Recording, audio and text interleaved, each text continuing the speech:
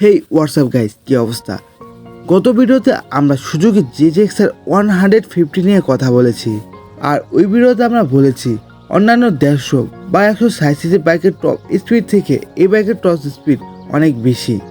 এখন প্রশ্ন হলো কেন একটা বাইকের টপ স্পিড এমনিতে এত বেশি হয় না? এর পিছনে কিছু না কিছু কারণ রয়েছে। আজকে আমরা এই ভিডিওতে জানবো এই বাইকের গতি এত কেন। সুজুকি ZX-R 150 এই বাইকটি হচ্ছে 147.3 সিসির ইঞ্জিন, যার ম্যাক্সিমাম পাওয়ার হচ্ছে 18.8 PH 10,000 RPM, আর এর ম্যাক্সিমাম টর্ক হচ্ছে 14 নিউটন 9,000 RPM। আর এই বাইকটির টপ স্পিড ঘন্টায় 160 কিলোমিটার। আর এত গতি হওয়ার পিছনে কিছু কারণ রয়েছে, যেগুলো আমরা পয়েন্ট আকারে জানবো। ওভার স্কোয়ার ইঞ্জিন, এই বাইকটিতে ওভার স্কোয়ার ইঞ্জিন ব্যবহার করা হয়েছে, আর এটাই হচ্ছে এই বাইকের এত গতি হওয়ার মেন কারণ। এখন আপনাদের জিনিসটা বুঝিয়ে বলি। পৃথিবীতে সমস্ত বাইক তিন ধরনের ইঞ্জিন ব্যবহার করা হয়ে থাকে। একটা হলো আন্ডার স্কোয়ার, 2 নম্বরটা হলো স্কোয়ার, 3 নম্বরটা হলো ওভার স্কোয়ার।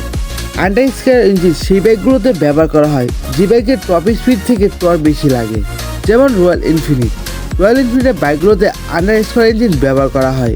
দ্বিতীয় নাম্বার হলো স্কোয়ার, যেটা হলো আন্ডার ও ওভার স্কোয়ারের ইঞ্জিনের মাঝামাঝি। এই ইঞ্জিনের গতি আর টর্কের সময় একটা আলাদা ব্যালেন্স থাকে, যেটার মাধ্যমে মোটামুটি টর্কও পাওয়া যায়, আবার মোটামুটি গতিও পাওয়া যায়। তৃতীয় নম্বর হলো over square engine. Over square engine সেই বাইকগুলোতে ব্যবহার করা হয় যে বাইকে গতির জন্য বানানো হয়। এই ওভার স্কোয়ার ইঞ্জিনে অনেক বেশি RPM পাওয়া যায়, কিন্তু টর্ক অনেক কম পাওয়া যায়। আর RPM বেশি হলে গতি বেশি পাওয়া যায়।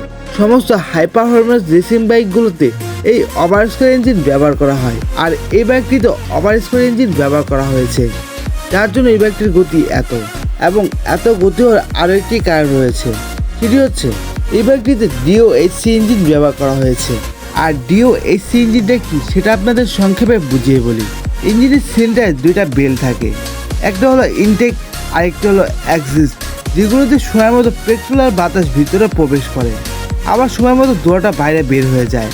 আর এই বেল্টগুলো সময় মতো খোলার জন্য বেল্টের মাথায় ক্যামশ্যাফট লাগানো থাকে। আর DOHC ইঞ্জিনটা মানে ওই ক্যামশ্যাফটটা দুটো থাকে, যাতে বেশি গতিতেও বেল্টগুলো ভালোভাবে খুলতে পারে। আর এটা ছাড়া অন্যান্য সাধারণ বাইকগুলোতে SOHC ইঞ্জিন ব্যবহার হয়ে থাকে, যার অর্থ হলো সিঙ্গেল ওভার ক্যামশ্যাফট, মানে ওই ক্যামশ্যাফটটা একটা থাকে। এমনকি ইয়ামাহা R15-এও SOHC ইঞ্জিন ব্যবহার করা হয়েছে। তবে এই বাইকটিতে DOHC ইঞ্জিন ব্যবহার করা হয়েছে, মানে এই বাইকটির ইঞ্জিনে ওই ক্যামশ্যাফটটা দুটো লাগানো আছে। আর এই কারণগুলোর কারণে সাধারণ 150 সিসি বা 160 সিসি বাইকগুলো থেকে এই বাইকটি এগিয়ে আছে। যদি আপনি ইয়ামাহা R15-এর সাথে এই বাইকটি কম্পেয়ার করেন, মানে R15 থেকে এই বাইকের টপ স্পিড বেশি।